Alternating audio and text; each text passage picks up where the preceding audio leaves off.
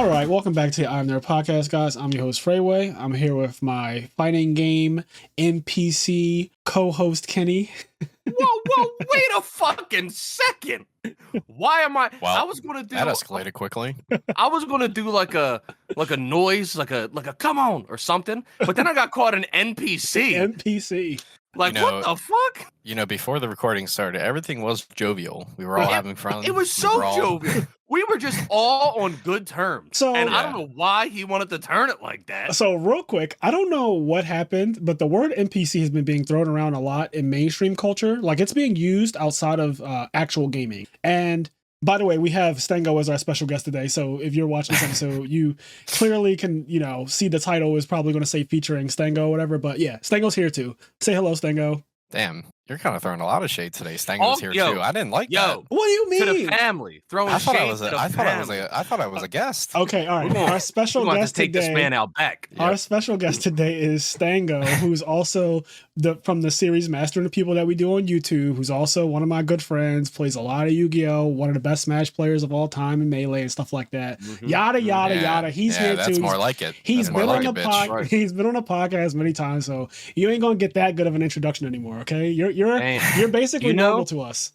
Do you know on the stream, on my stream, there is a command you can put like exclamation point and then like a word, and like commands happen on the stream, right? And so every time Stang0 would join chat or like join whatever, I would almost always give like a spiel, like like, oh, if you guys don't know, blah, blah, blah, he's this and that. And to the point where one of my mods made a command. So if you go on Critical Hit Plus and you type in exclamation point cousin, what it comes up in all caps is, hey, you, have you heard? Did you see the most recent Melee Panda Global rankings? Do you know who is ranked 35th? Mr. 35 is none other than Kenneth's cousin and the #1 Melee player from Philadelphia, Stang0. It does all of that. Yeah. Oh, if you type exclamation point cousin, that happens on my stream. Real quick, Stang0, you were the #1 player in Philadelphia?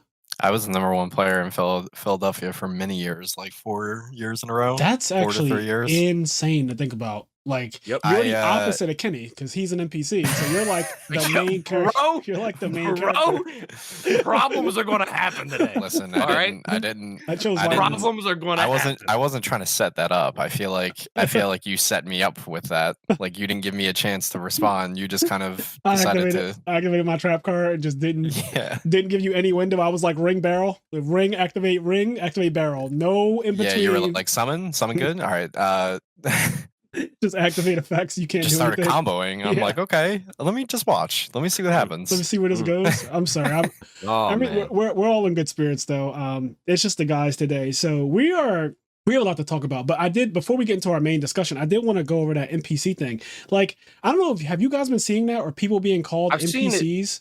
I've seen it in general. I'm not going to say I've seen it in like normal pop culture, but I've seen it in everywhere I've seen it is usually in a gaming or anime space. Like people that know, people that are nerds or like semi-nerds, and they'll be like, "Oh, like you're just an NPC or a bot or something like that." Like I hear bot more than NPC. Yeah, I feel like NPC is just like the new way of saying bot. Like maybe bot's lost its luster. True. Like people want a new word. So where I'm seeing it at specifically is in fashion, TikTok, and YouTube.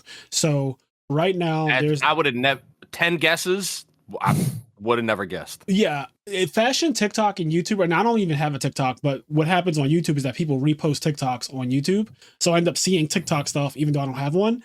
And in the fashion sphere, a lot of people say you need to be dressing like a main character. Don't dress like an NPC. So NPCs wear like you get where it's going. So NPCs wear like panda dunks, which is the most common pair of dunks right now. It's just a white and black pair of dunks. And everyone has them because Nike keeps re-releasing them like every month, literally. Also, white and black is just a clean combination. It is a clean combination. Honestly, I don't hate the sneakers, but I will say this. Whenever I do go out my house, I see that sneaker at least 10 times a day. It is actually insane how common of a sneaker it is. Although I think that is not a bad thing because I also see Vans, like the classic black and white pair of Vans. I see those like 50 times a day. And I don't think anything of it. I don't think like that person's an NPC because they're wearing the most popular sneaker probably on the planet. It's just like, yeah, it is what it is. But I'm not super up to date with like sneakers and fashion and everything. So I just had to look up to know these sneakers are clean. Like the Panda Dunks? Yeah, these are clean as fuck. That's what I'm saying. Like I don't have any problem with the panda dunks at all. It's just that like when people are using NPC, obviously it's derogatory, and they're saying that you just look like any old person because everyone is wearing. And you know how fashion is pretentious, right? Like the whole idea. Yeah.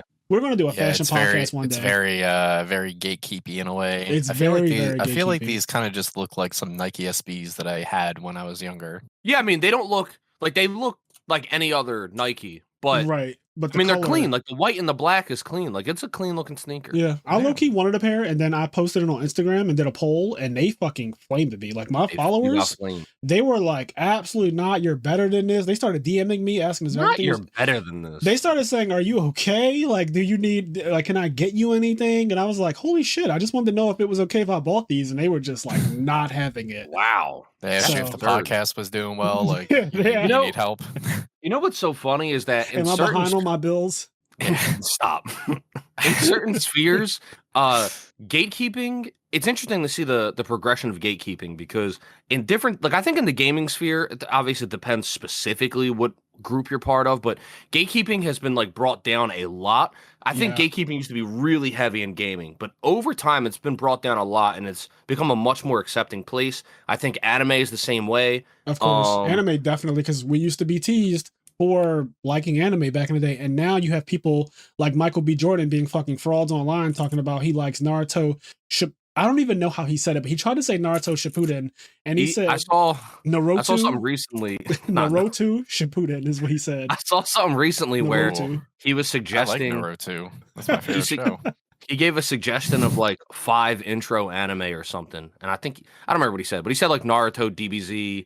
I don't remember exactly. All of Toonami ones, basically. He named 4 ones that I agree with for good intro anime, and then he named Hunter x Hunter, and I was like, that's not a good intro. Yeah. That's a bad intro. That's a tough. But anyway, the point I was going to make is there's some places where gatekeeping is still super heavy, and I definitely feel like fashion is one of them, where if like somebody's really in the fashion and then they're in that mood and you fucking wear a pair of white and black sneakers, they'll just fucking try to ruin your whole life. And you're like, relax, dog. It's always been like that too. And I will say that probably now is the most accepting that fashion's ever been, just because of TikTok and YouTube and all the content creators and stuff like that, where there are low-end looks that don't require you to spend a lot of money. And then obviously there's that high-end stuff and designer brands and people who have a shit ton of disposable income and they just buy like Balenciaga, Gucci, Prada, and all that stuff. And both of those worlds exist now simultaneously, and they don't really try to shit on either one. But then within both of those spheres, right? So within like low end, I'm the person who just buys vintage clothing, and then I'm a person who just buys designer clothing. Within those two spheres that coexist fine, they hate on people who buy the basic shit from both. So people who buy basic stuff like the Panda Dunks, for example, they hate on them. Both of them do. And then in the designer sphere, it's like you buy designer clothes, but you buy the most basic shit that the designer sells that like everyone has. So it's like everyone has that pair of Balenciaga sneakers because that's the sneaker that like pretty much is popular right now. And you don't buy anything else from Balenciaga. You just buy what the rappers wear, essentially. It's kind of what they're. So there's definitely still gatekeeping going on, but it's weird how there's a harmony now between streetwear, I guess is what I'm saying, and high-end designer brands, because the line has been so blurred between the two. Yeah.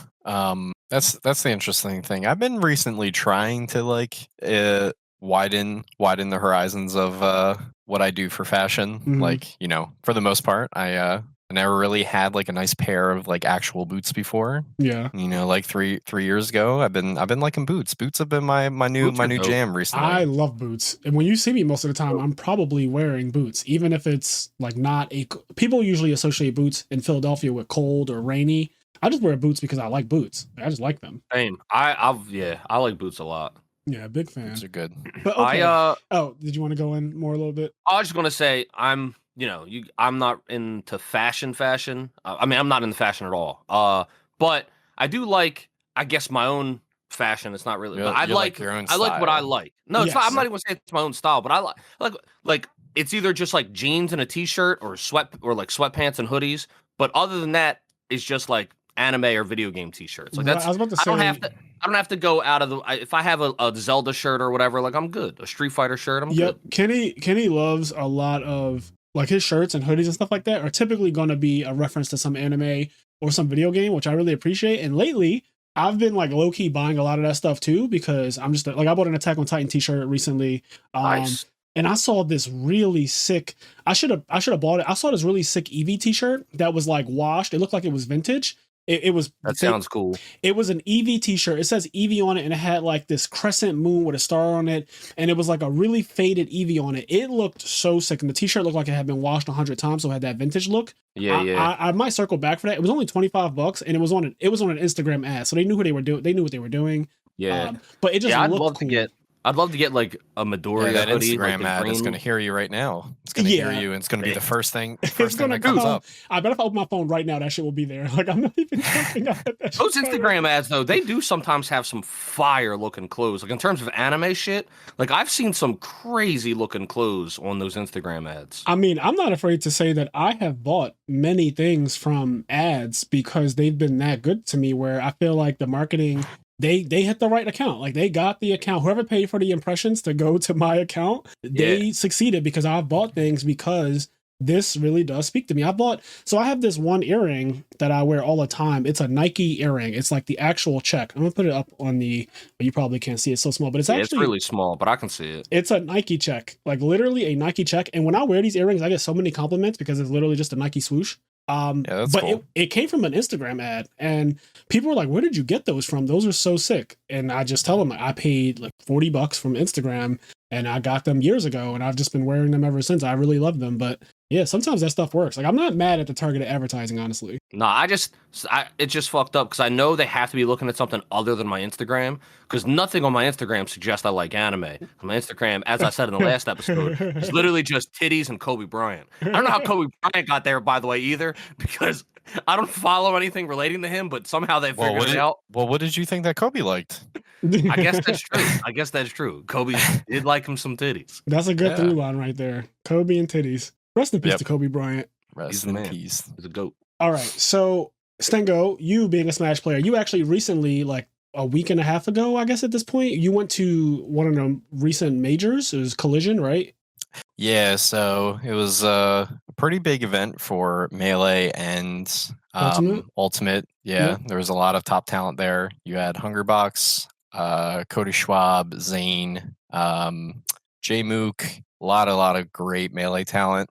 And then for Ultimate, you had all the killers. You had Riddles, Tweak. MKLeo, Tweak, all those guys. Tournament, you said like they were all in losers bracket? Every single one of them. Yes. The top four seeds. The top 4 seeds. So I think it was Tweak, Leo, Spargo, Light, and I didn't do that in order, but those are the top 4 seeds.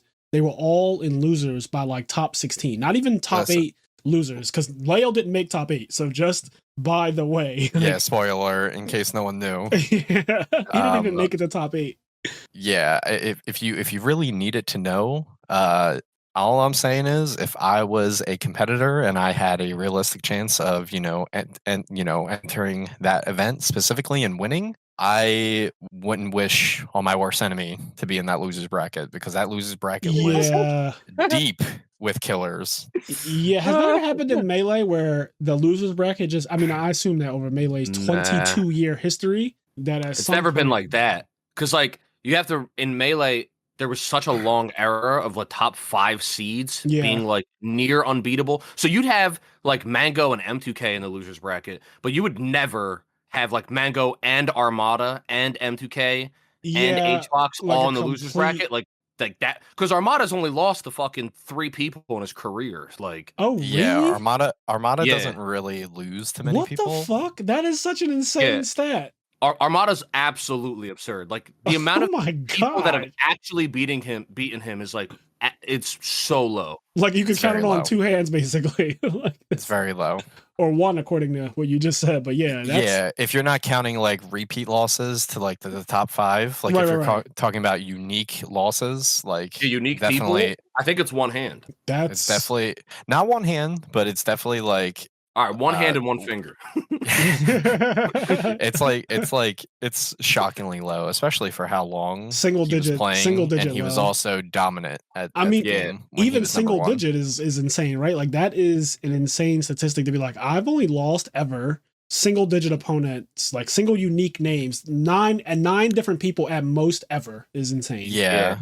It's just because like with Melee, when you are that good, it's just the variance of that game pretty much can get subtracted down to near zero. Yep, at some point. And the character roster is much smaller than something like Ultimate too. Because I was thinking about factors in my head, like really quick on the fly, because I didn't know that this would even be. I mean, Kenny, that stat is. I didn't know it was going to come up in conversation. Off the top of my head, I do legitimately think it's 7 people because I think it's 4 of the five gods, right? Because 4 not counting him. I think he's probably lost once to all 4 of them. Once to Leffen, who never got counted as like a god, right? But once to Leffen, so that's 5 people. And then he lost to what was it? Silent Spectre. Silent Spectre. Yep. He lost to Silent Spectre, and then he lost to Swedish Delight, right? Swedish Delight, and I think Suj took 1 set. Yeah, so that's it. So 7 or 8 people are those are the amount of unique losses he has. Yeah, that's impressive. That's impressive in anything ever to only lose to a handful of people. That's just like goes to show you, like even if it's not as like low as we're initially stating it to be, it's much it's much lower than what it is nowadays. Like when you think about like people who are competing now, they're racking up new losses like more recently now. Yes, because Amsa, right? He's won majors with Yoshi Yoshi's won majors for the first time in history. 22 years. 22 years into the game's history, Yoshi is winning majors. Well, that's the thing as well, is that like Sheik as well is breaking history on top of it. Oh, really? Yeah, winning a super major for the first time. Sheik, Genesis. As good as she is, she's never won a super major until recently. What? 20 plus years, and Sheik has always been. I knew Sheik was a top character when I was a child. Solo main Sheik, by the way. So like solo main Yoshi, like right? Yeah. And then solo main Sheik. No, I get what you're saying. Like they didn't go Fox the whole bracket, then go Sheik in grand finals and win and be like, oh, Sheik won the tournament. Like, no, Fox won the tournament. The guy just happened to go Sheik because it was a bad matchup in the finals. Like I get it. Yeah. Solo main Sheik has never, until recently, won a super major. So Yoshi and Sheik are making history doing that feat, which again, I am surprised. I don't know if anyone else listening to this is surprised as I am, but I just assumed because Sheik is absurd. Like Sheik is one of the easiest, best characters in Melee's like roster. Chain grabs half the cast, if not more than half the cast. I forget the exact number, but like she can chain grab pretty much everyone and just has overall good buttons, right? Like Sheik is just really good and good against Marth is from what I always understood to be like the main thing. That's her golden goose, is that she has one of the best matchups for possibly the second best character in the game. And what's cool about she's that also is, really good against the bad characters. She's one of the best characters versus the bad characters. Yeah. Like those shitty matchups that are kind of random, like, oh, you're playing Link. Well, Link gets invalidated now because I'm playing Sheik and I can chain grab you too. Yeah. 70%. And then the edge guarding is trivial. Not trivial. Yeah. Like if you hit Link off stage once with a needle, like that's enough to do it. Oh, yeah. Needles. That's just game. Yep. Yeah. I keep forgetting the recovery options are you can't really recover in Melee if the person is good. Like, good luck. Good luck. Especially, dude, there's a really old. I'm gonna call it a combo video, even though that's not what it is, but it's like in the vein of combo videos. I know exactly what you're about to say. Yeah, it's called like you must survive or like you must recover or something. And the whole point of the video is like instead of it being a combo video, it's like crazy like determination of people like trying to recover, mix up the recovery, and like make it back to stage, and like other people edge guarding them. It's a crazy fucking video. It's old as fuck. Yeah, that does sound dope, and I wouldn't mind watching that either because as I've been watching a lot of Smash content in general, both Melee and Ultimate, and even a little bit of PM because you play it and we watched that Summit type tournament you had, the theater thing. I've been watching a lot of Smash content and just seeing new things is really cool to me this late into its life, right? Like seeing Yoshi win, apparently Sheik winning, which I took for granted. I did not think anything when Sheik won. You are already thinking that she's already got a few under her belt. I just assumed what I thought really was happening. I was like, oh, this is just like a resurgence. It's basically like if you told me Marth. So there was a period where Fox was like the most dominant thing before Zane, right? Like there's a period before Zane and there's like the Leffen period, and Fox is insane during that period, and Fox is winning a shit ton of things if I got my history accurate. And then Zane happens and Marth becomes like the best, basically the best player in the world is playing Marth. So Marth is, the spotlight's on Marth. And if somebody told me like, oh, Marth is winning, I would just say, oh, it's just a resurgence of Marth. I wouldn't be like, oh shit, Marth won a major. It would be like, oh, Marth is just coming back to where he used to be back in the days of Ken, then the days of Mewtwo, Ken, you know what I mean? Like that type of thing. Yeah. But Sheik apparently just like never ever got it done solo and until 2022, 2023. I mean, and there's even like a really strong argument to even say after the most recent tournament result that Jmook is currently the best player in the world. He has multiple set wins over Zane. He's won 2 tournaments already, Genesis and Collision. Like he's a very impressive player. Like he's my really favorite player to watch right now. I don't know why I thought of this, but we're talking about Marth. And there was a period of time when Mango was using Marth, like just for fun or whatever. Yep. And we were watching like a tournament. It was me and Medina. And Medina was just getting so annoyed at how inelegant Mango's Marth was. He's like, his Marth has no elegance. And then he was like, his fucking Marth uses an axe. Like, yes, I was here. I was around for that conversation. Either I was there for the original conversation, or I was there for when you guys rehashed it and he started talking about it again. Because we always talk about the same shit after a while. Yep. But him saying his Marth uses an axe just did so much. Like, I've never seen so many forward smashes in my life. He's not wrong. He's not wrong. Mango's Marth is definitely barbaric. Yeah, it's not a dance to him. He fights like the Rocky Kenpachi. That's right. My sword has no name. One hand. Yeah, my sword has no name. That's funny. So you said Jmook might be the best player in the world, and obviously that I don't want to take that out of context. You mean best player in the world right now, right? Like, yeah, I mean, like, obviously there's more game to be played.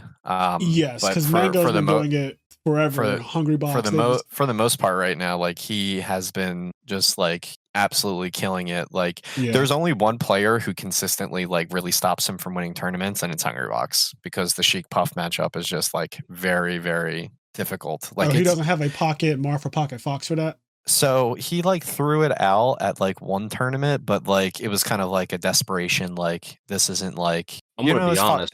This secondary Fox is like, it's like okay for being like a really good player and stuff like that, but it's not like where it's not at the level where it's like, all right, this is my plan this tournament. I'm gonna be honest. Pocket Fox is nowhere near good enough for HBox. Like, if you have a pocket Fox, like you're not beating HBox. I am disrespecting HBox by saying that. You're right. HBox is one of the goats. Pocket Fox is not doing it. Thank you for stepping in right there, Kenny. I forgot what I'm actually saying, because Hungry Box is considered one of the best players of all time too. And and you can't just like pull out a pocket anything and be like, oh, this will get it done. Like that doesn't work like that. You need to dedicate a lot and that's what Armada did when he did switch the Fox. Like HBox's Puff, it's tussled with Mango and Armada and Leffen. You gotta teach the boys how to squabble. You have to think about it in one way here. When Armada actually ended up switching to Fox for the Puff matchup, like he dedicated and practiced a lot of time. Like in terms of the game, like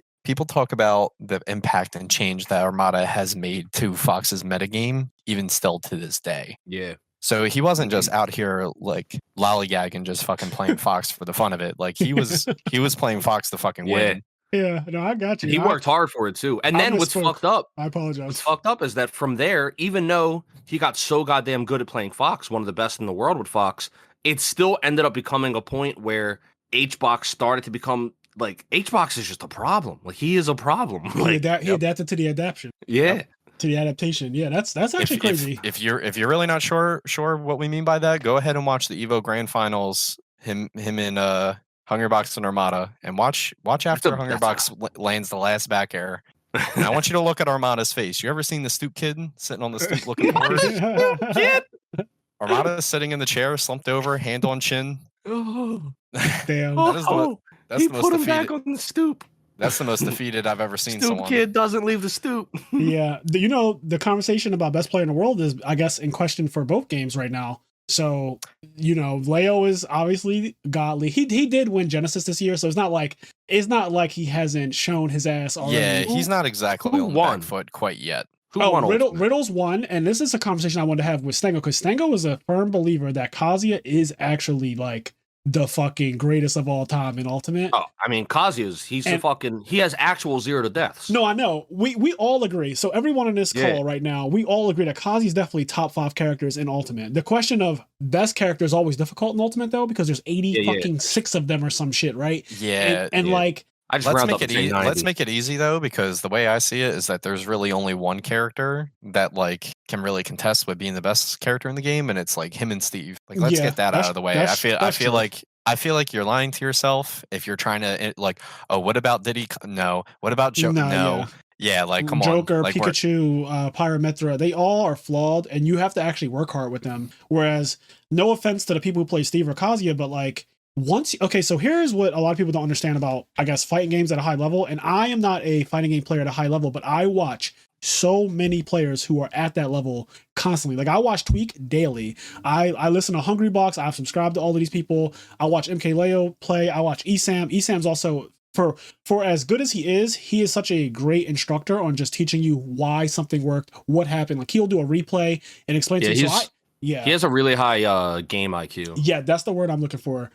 So he has a really high game IQ. So I basically am like a student of the game, and that I just absorb a lot of knowledge. And one of the things that Tweak is really adamant about Kazuya, and why Kazuya is like probably the most ridiculous character in the game, is because the risk reward is so skewed in his favor that yes, like execution is a thing, but once you get the hit, it is just execution and nothing else. Not DI, not fucking, oh, my opponent's playing this character. Nothing matters when you get the hit. Like when you hit a person with Kazuya, it just comes down to your execution and the risk reward. And like it's 0 to death too on everybody. Like, it's straight up 0 to death on every character in the game. You can see this being proven when you watch like any Riddles has won 2 majors now. So that was his second one. And this one he won through Leo, Sonics, Tweak, Spargo, Light, everybody else that you can name who has a name in Smash Ultimate was there. And that's just broken because those aren't bums. Those are the best. I mean, they are literally like only person who wasn't there was Akola. That's like the top 5 of like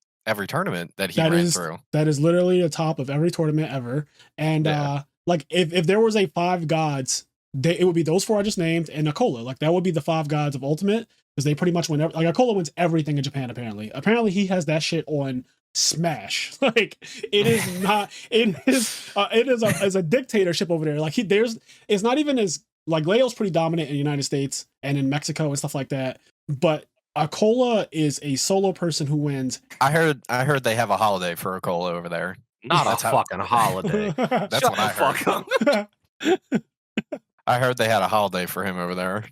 Oh my god, not a holiday. That's insane. But yeah, the risk reward on Kazuya is so skewed. And you were saying this before Riddles actually was like winning tournaments pretty much consistently now, because the last one he won wasn't even that long ago. You were like, I think it's Kazuya. And I would laugh at you basically because you and Tweak are pretty much 2 of the only people I know who say like it's really Kazuya. Like we gotta stop kidding ourselves. Kazuya is the problem. Obviously Steve is number 1 because Steve is, and that's what part of this conversation is going to be. But like, if you consider a character that you can't ban him for any other reason than John's, because Steve is ban worthy for an actual issue in the game that should not have been a thing. But Kazuya doesn't have any like. There's no glitches with Kazuya. That's how he was programmed. Like they didn't. He is the glitch. Yeah, they didn't intend. They didn't make any mistakes when they coded him. They're like, this is what we wanted it to be like. Right. So. Yep, right. But yo, not Spargo, Stang0, why do you feel like you knew early? I just want to know what was it that made you understand early that Kazuya was like the one, so and not the 2. This actually came to me in more recent times when I started picking up PM again, like in late 2019. When I played the game a lot more, because PM in general with that game, a lot of the characters are overtuned where like their punish game is like really, really, really punishing. Characters' advantage states are crazy. They have super moves like DK Punch, Ivysaur Solar Beam, Wario Waft. There's like so many things that like lead to the, end result of a match in a game. Right. Where I started to realize that like in Smash as well, Melee and all Smash games, like punish game is a tremendously important thing. Like if you are hitting your opponent and you're fucking tickling them with a feather, you're not playing the game like everyone else. So when I started thinking about it more and more, I was just like looking at Kazuya and I was just like, well, him and Steve do the same thing, but with Kazuya, it's just like a few steps quicker. Yes. Like with Steve, like sure, you can get like, neutral A, like axe swing attack across the stage into spike, right? Yeah. But I don't see that as much as like, oh, I hit, fucking Thunder God Fist or whatever the one is that like stuns them, puts them down. Yo, hold on. Respect the fucking name. Respect. So I wasn't talking about Electric Wing God Fist. There's the one that like is like a crouch punch that knocks them down. That does all the broken combos. The one that makes them go while rising. Oh my god. Yeah, I'm trying to think exactly what it is. It's like a crouch punch, and it pretty much like crush counters them, and you just get to do whatever you Is it want. the one where they crumble? It's his side B, right? Yes. Yeah. No, not No, that no, one, but he's that talking one about as the one- well. The only way, the one he's talking about is when you have to be crouching with Kazuya, and you have to let go of crouch, and as he's standing up, if you press A, he does I'm like looking a at the hook. name right Does now. like a hook to your rib, Oh, I know what you're and talking then you about. like, and you like fall to your fucking Yes, knees. they both do that. They put you into that like It's Yeah. called crush state. Demon God Fist. That's what it's That called. move, it's called a wild.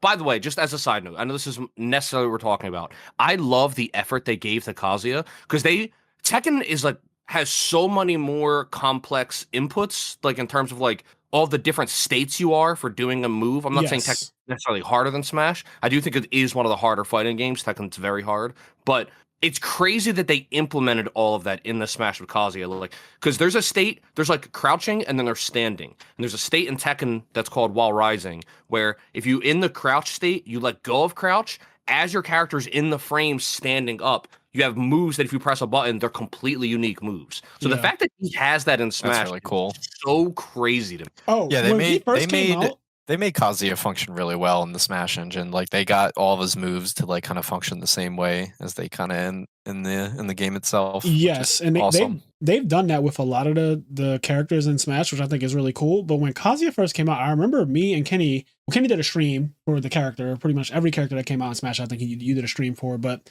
when Kazuya came out specifically, because that is your actual main from Tekken, no cap. But like when Kazuya came out, I remember I was saying he has more moves than every other character in Smash history. Like he just has actually more moves than anyone else. And that alone, right? Like, so I said that could be the future of Smash, where every character has a while rising. Every character has a diagonal up left and A, right? Like, because Kazuya, like that one move where he kicks you really hard across the gates, not gates of hell, because that's a command grab. That's another move he has that like other characters can't do. I love that command. Yeah, gates of hell is one of the most. It's Sheik's fair from Melee. Like it literally has the same trajectory as Sheik, but it's a fucking grab. I think we were at Medina's house, and I was just like using Kazuya all night, and then you were like, that fucking move, like where it sends you. Yeah, because it's literally, it reminds me of Sheik's fair, but he has more actual input moves. Like you can just do things that this character, if you do this command, it doesn't do anything for that character. Like it'll just do a different move. But Kazuya is like, if you diagonal down back and press A, that is a move. If you diagonal up left, that is a move. Like that's insane that every single tick on the directional pad is a different move on that character, basically. And then not only is every tick a different move, it's also like depending on your state. Like he has a down tilt, but then he also has a down tilt that if you do it while crouching, like he has a down tilt while standing, a down tilt while crouching. He has a forward down tilt and a back down tilt. Like, and I think, like, and they're all like diagonal forward down, diagonal forward back, or down back, and like while standing, while crouching are all different down tilts. Like he has 6 different down tilts, I think, or 5 or something like that. Like it's insane. That's so much. Then he has that one move where he jumps up, he does a kick, he starts spinning with the kicks, and he uppercuts at the end. Yeah. Straight from Tekken. Like that's a move, that's a command that no other character has. Yeah, it's the spinning demon. Spinning demon, yep. He has that. Oh, what's the one, Kenny? It's a kill move. I only see Riddles using when he kills people, but like it hits so outrageously hard. It looks like it's a wild crouching, but it's an uppercut.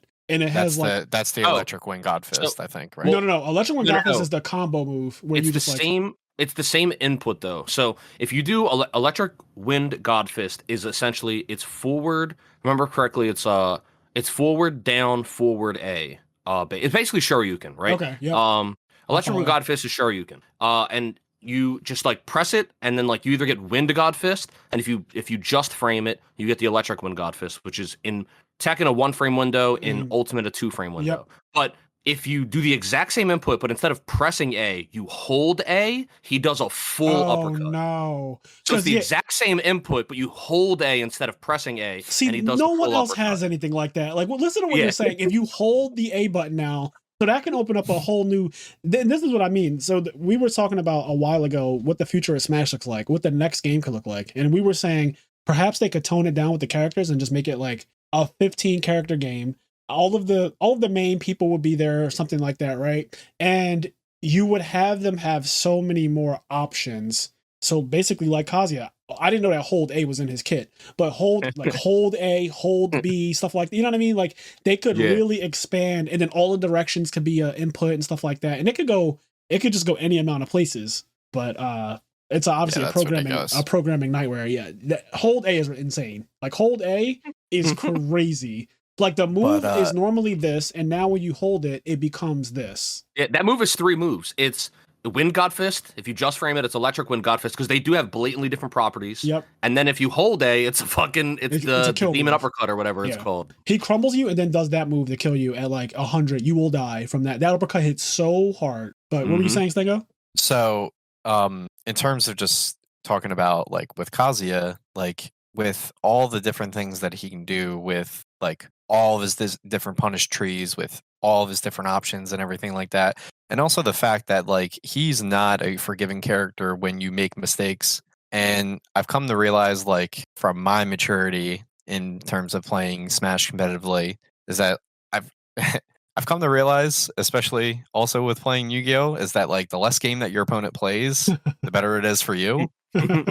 So I just started applying that kind of logic with everything that I'm doing in Smash, and it's been pretty fruitful in terms of me understanding like how to put even more pressure onto opponents and stuff like that, because that's the one thing that people have always told me, like Melee pros and like my friends and everything that I played with when I was really going out there with Melee, is that like they told me that I had a very big presence of myself like on the stage, like I can force my will upon people very easily, and I just feel like if I were to be like I'm Riddles and I play Kazuya, like that would be 100% the character for me. Because if I'm playing a game like Ultimate, I'm not playing not the best, and that's just how I see it. So you only have 2 options, and one of them might be no longer enough. And after what came out, Kazuya is the best. He's so awesome. It just sucks that and this is just the fault of Ultimate.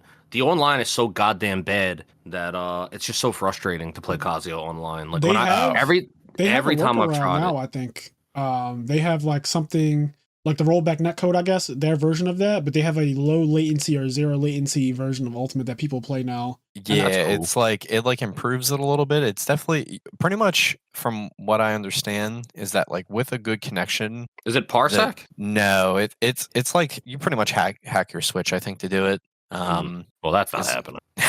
I have multiple Switches, but what it is mainly is that like they I'm surprised you don't have multiple Switches, Kenny. Now that I think about it, you don't have multiple Switches?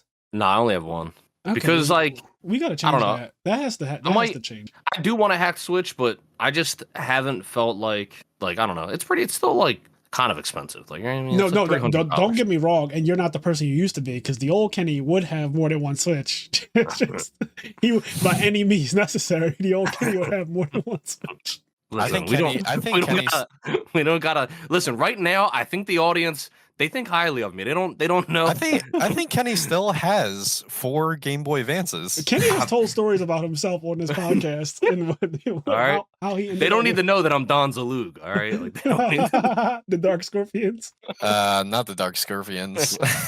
Listen, you were a kid. You were literally a teenager, but yeah. Anyway, the Switch.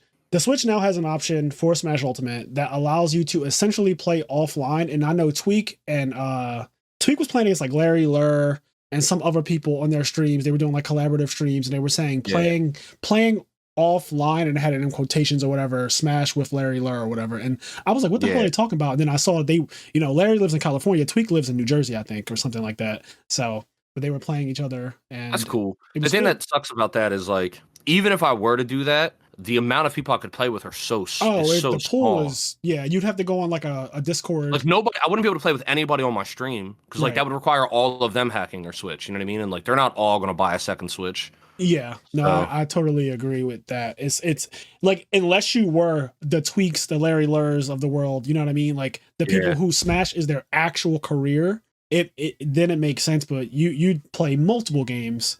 So yeah, it doesn't make sense. But anyway, that's great. Yeah, Kazuya punish game, not okay. Yeah. And you're saying that if you go ahead. Oh no, I was going to say on the note of that, Nick and Fraser, it's just interesting because like I'm not going to say all games, but probably all games. That's how like all fighting games are. Like especially like the versus games, like, or not even just versus game, but any fighting game that has a meter, right? Yeah. But I like, especially in Street Fighter 4 or Dragon Ball Fighters are the two games that fighting games I played the most that uses meters. But I know this is true for Marvel versus Capcom.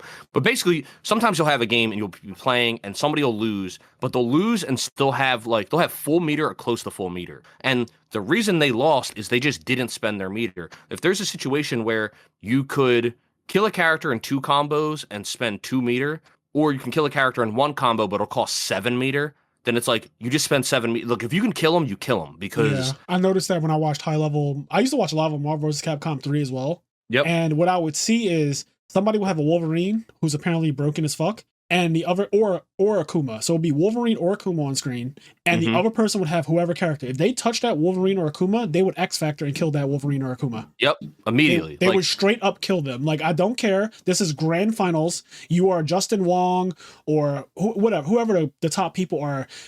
You are whoever those people are. I'm just going to absolutely use X Factor being one of the most ridiculous things in Marvel vs. Capcom 3. But they use it because, one, the other character, Akuma and Wolverine, have like really shit health apparently. And so it's not hard to kill them, but they're so dangerous if they hit you that it's worth it. Like, oh, I got the first hit, you're dead. Like, that character is just getting killed. You use your resources, you killed a character. Like, you have for me, like, I've always watching like Marvel and stuff like that, but I always did see that with a flaw with the game. In the game where every, viable character can pretty much kill you without X Factor. Granted, they probably need like a few like resets and a few mix-ups to like get there. But like realistically, like it is one possible. Hit can be one kill. Everyone's Kazuya. That's the thing that was so ignorant about X Factor for me, is that people who are winning, they could just be like, oh, well, X Factor is my win condition to just go right now. Like I already have a character over you, but that's the character I really want dead. So I'm just going to X Factor you now.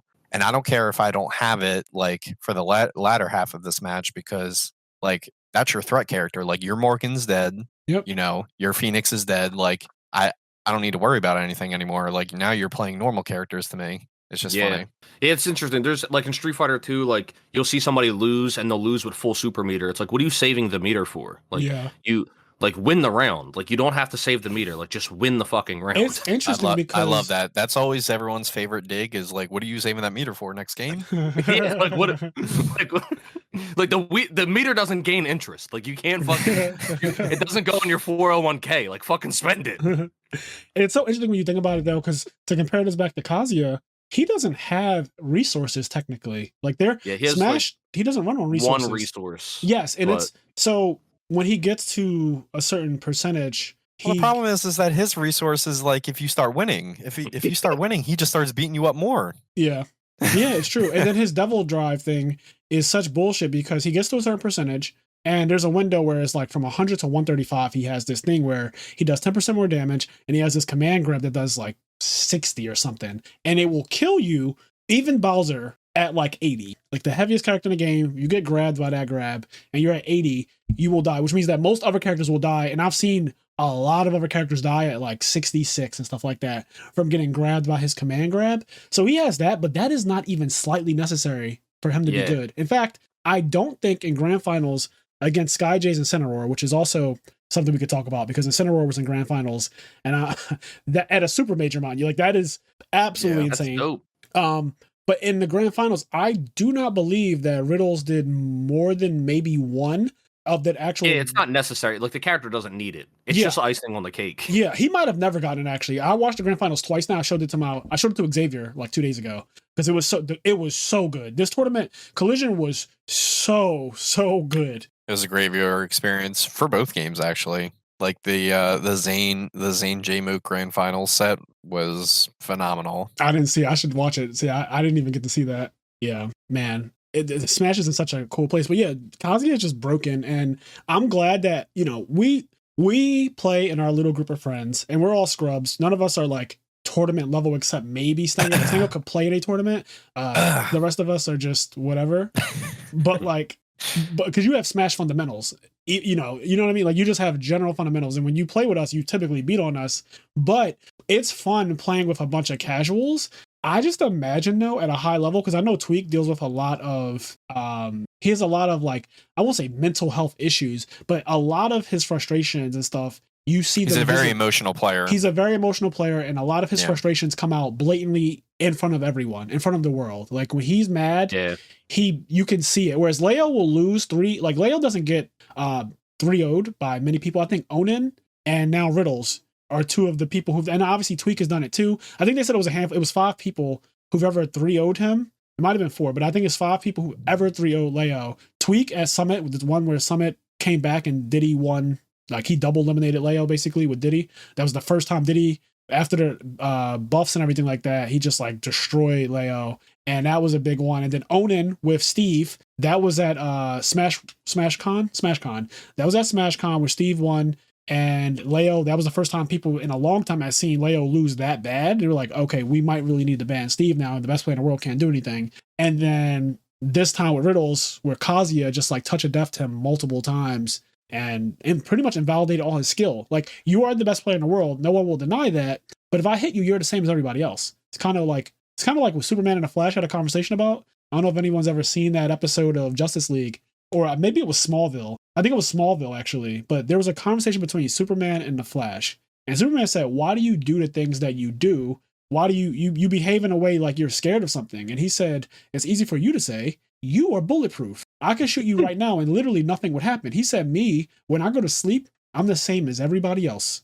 And so the Flash was kind of explaining to him, like, we are not the same. Like, sure, I am faster than you or whatever, but at the end of the day, you are fucking immortal, bro. Like, you. And so to kind of relate that to what I'm saying about MK Leo is like, you are the same as everyone else, despite the fact that you are the Flash when you're moving. Like, when you're actually moving, you're neutral. Everyone agrees. Leo's neutral. Like, all the top players, they're like, he is the best neutral by far. And you can't tell until you play against them and you realize this motherfucker will not approach me at all. Like, he will just not approach you ever. You just have to come at him. And like, it is the hardest thing to deal with because he's so good at the defense. He's the best defense and all that stuff. But like, being invalidated because you got touched is broken. Like, that's broken. Yeah. And that's more of like a little bit more how Ultimate kind of functions in terms of just like how comboing and knockback works and everything like that, is that, you know, there is SDI, and that's one thing that like Ultimate players, you know, always kind of talk about that, you know, they're really good at, or like they really improved upon, or the game's moving really forward in that direction. But there's only so much you can do because there's just hard limits in the game's engine itself to like influence your trajectory when you're getting comboed. And like the thing that's ignorant about Kazuya's combos is that like none of his moves that don't kill you send you like away from him. Like, he just keeps hitting you. And then all the moves that kills you, you die at fucking 70%. Yeah, really, really early deaths. Because in Smash, dying at 70 is super early. That's something that and he does damage. You said this earlier, Fraser, but that's something that frustrates me about Ultimate, in that I think Ultimate's really, really, really fun casually. Like, I enjoy playing Ultimate with Fraser and Medina and Gary. Like, it's a really fun casual game. But when I tried practicing it and I tried playing like in a little bit of tournaments and like playing against other people that practice the game is so frustrating to me in a way that Melee wasn't, because in Ultimate, every character has their bullshit. And it's just like, it's so fucking annoying to deal with. And like, it just kind of wears you down. And it's like, I don't care. Like, I'm playing the game and like this character has their own unique magic bullshit. It's like, what the fuck, man? It's actually that. It's exactly what you're saying, Kenny. It's a bag of tricks for every single character. So what you have to do, and this is something that we're never going to do because we're casuals, but like, you have to study every one of these 86 matchups, because literally somebody could pull out a Mii sword fighter on you, right? Yeah, and he'll have some gimmick fucking combo. No, 100%. Mii sword fighter can kill you at like 60 with a gimmick. Yeah. Like, he has a gimmick move set that Esam was showing off, and he was like, "This is a gimmick setup, but it works."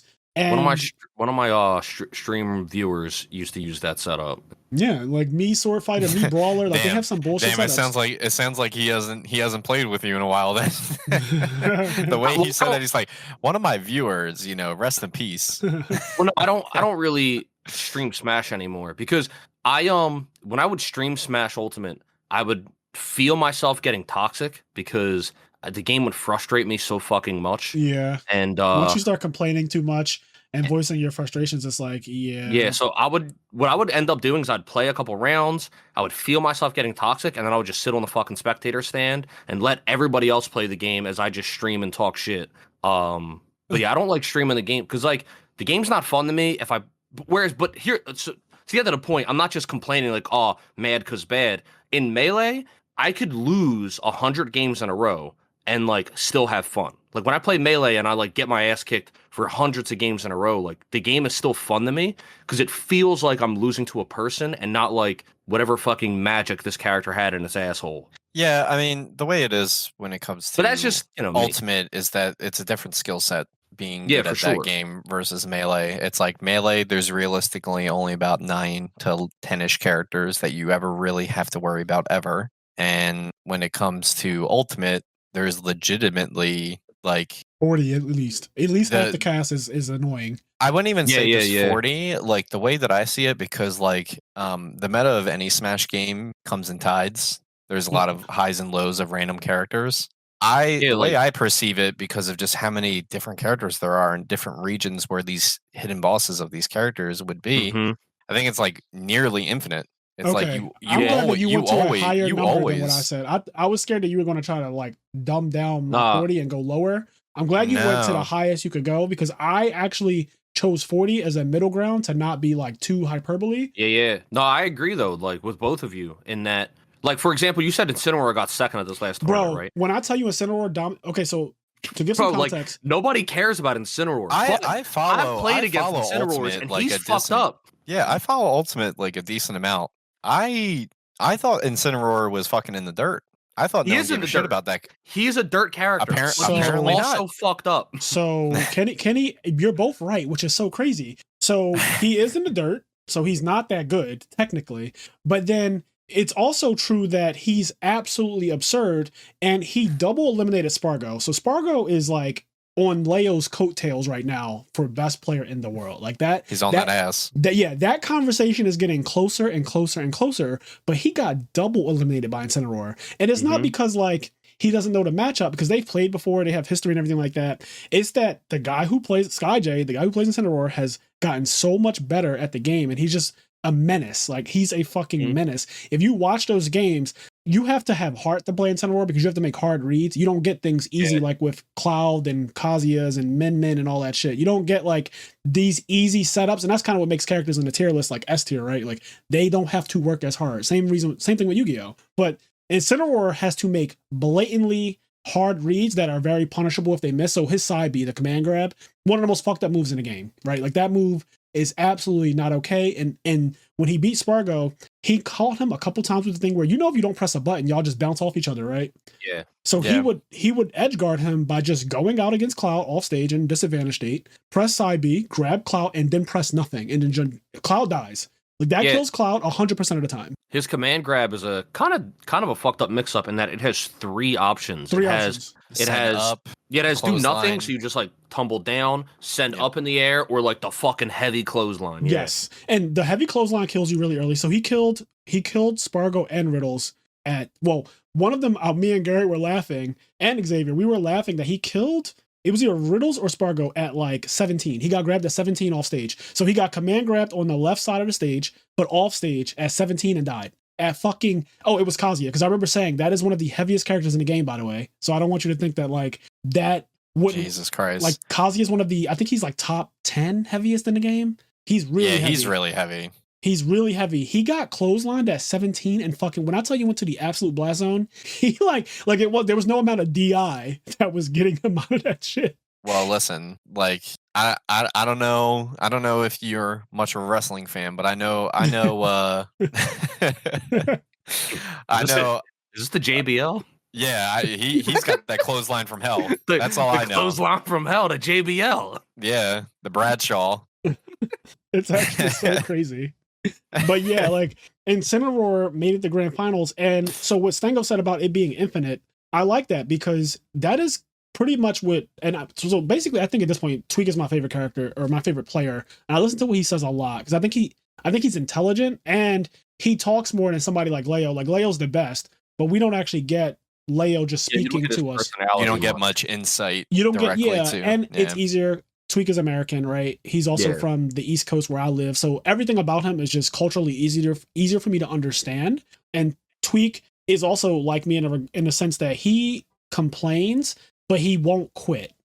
I like to complain about things. I like to talk about like this is so fucked up and this needs to change, and it won't change. But I will just keep playing regardless. Like Steve probably won't end up being banned globally, but no one is going to quit because of it, right? Like that's not going to stop them from playing the game. If Steve doesn't get banned, they're still going to play. And I'm kind of saying say about Steve. So I relate. We can have that conversation in a second, but I relate to Tweak, and he was just talking about how like matchups determine how good your character is a lot of time. And despite the fact that your character have the best frame data, like Pyra Mithra on paper is the best character in the game because of frame data. And when you look at Mithra, right? You look at this Mithra character, she has like a frame 2 jab, her forward tilt's like 3 frames. It's like all these crazy frames on her moves, right? Like and she's fast. She sheiks fast, and she has a sword, and her frame data is fucking insane, and she has foresight. So there's like so many things fucked up about this character. And then you say, well, what's wrong with her? And what's wrong with her is a big wrong with her, though. The recovery and the bad matchups, they're like really bad. Like unwinnable bad. Like some characters can make them look like absolute. Like Leo has gotten eliminated because he's playing Pyra Mithra, and that character's so easy to gimp. Whereas if you look at all of Leo's characters, they can't be gimped. Like you can't gimp Joker, because Joker has one of the best recoveries in the game. It's a tether recovery and it goes really far. And then Byleth happens same exact thing, but even better than Joker's, right? And it doesn't have, because the problem is when you mess up against Byleth, you die. You actually die. If you go out against Byleth, you get upbeat, you die for it. So it's not even worth it. So Leo has these two characters that have survivability, which is why I think that he won so many tournaments, not only because of his fundamentals, but I think that just making your stock go, and this is an obvious thing I'm saying, but making your stocks last longer than everyone else in a tournament is inherently ridiculous. Something I really like about Smash as a fighting game is that you can get more out of your health bar than other people. Like in a fighting game, like Ryu's health is Ryu's health, and at the end of the day, I can only do so much with Ryu's health bar. But like in Smash, if I'm good enough, I can make this health bar last a really long time. Like I can get so much, or I can make your health bar shorter than it is. Like I can cut your life in half, and I can double my life. 17, like, clothesline to what 17. You can do is really cool with the life in clothesline from Smash. Yeah, or Gates of Hell. Gates of Hell on Pyra Mithra is an OTK. She actually just cannot recover. If Pyra Mithra gets Gates of Hell by Kazuya, that character cannot come back. That is the most ignorant throw of all. That's a very villainous kick that he does. Yes, it is. He turns you around and kicks you off the stage. He shows you where you're going. Yeah, to hell. But yes, you in your fucking spine. The game is so good, but at the same time, it does obviously have its problems. But one of the things I love about Smash in general, and this doesn't happen as much in other games, but Smash, for whatever reason, despite how much a character gets shit on and talked about, and like absolutely every tier list will put them in the bottom and all types of shit, right? There's just a day where that character is actually on one. Somebody's playing out of their mind, and that character is doing really, really well. What's cool is that I think Smash, this happens in other games too, but I think it happens more in Smash because a character in Smash, you like them before they're in the game, right? So if you think about Street Fighter, they're all the characters in Street Fighter were created for Street Fighter. Yep. So if you like Ryu, it's just because you like Ryu, right? But if you like Ganon, it's because you liked Ganon before Smash existed. So when Ganon's in Smash, regardless how bad he is, somebody plays that fucking guy every day and will ruin you with Ganon because like that's their favorite.